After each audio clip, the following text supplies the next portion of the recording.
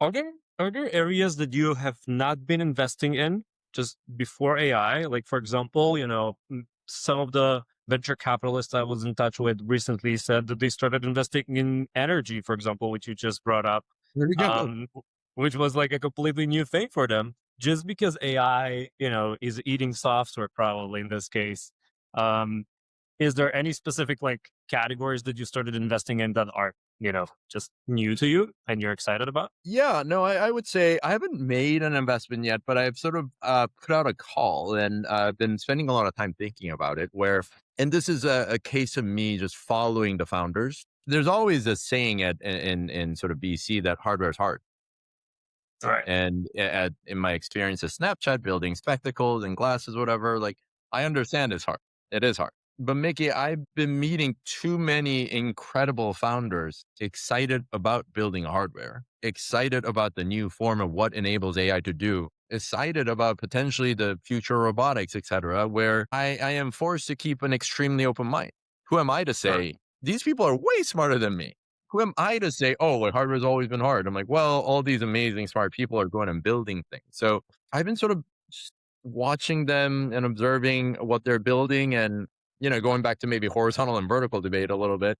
I've been very excited about very pointed solutions, not like, oh, it can like be your friend and do all these things for you. I'm like, nah, like that's too general. Like, let's actually focus on like a distinct pain point that people might want and how hardware may, address that. So I've been spending a little bit more time there and, it's becoming more interesting mostly because the upstream of what venture capitalists look at, which is where the smart talents spending their time has been expanding. And when you're talking about hardware, is it like a specific type of hardware? Is it like it's still AI type of Yeah. hardware? Is it like Like I'll give you a bunch of examples that are pointed solutions, right? Example, exhibit A. What if you put an AI device in a cow, in a figure cow? out in a cow. It's a big industry. And Oh figure wow. out, their longevity, their diseaseness, their health. Like, what is that now that you can do it so cheaply instead of like all these other sensors? Interesting. Wow. What is a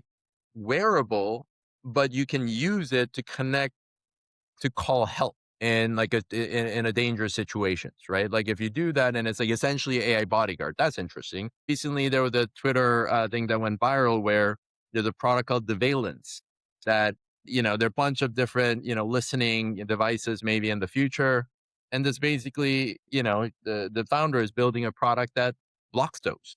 Okay, like weird, specific, niche, but interesting.